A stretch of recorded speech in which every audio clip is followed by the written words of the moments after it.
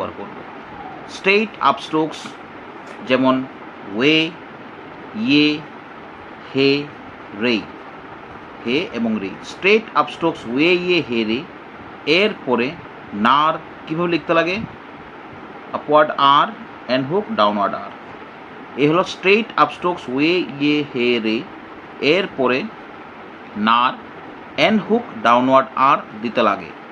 In all other cases, বাকি সব ক্ষেত্রে আমরা নার, এন আর, হুক দিয়ে প্রকাশ করতে লাগে। সাপোজ জয়েনার, আমি একটা ওয়ার্ড লিখলাম JOINER, জয়েনার।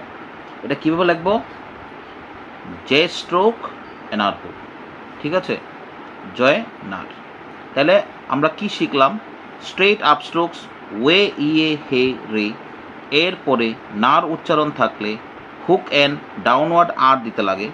In all other cases এন আর হুক দ্বারা নার প্রকাশ করতে লাগে।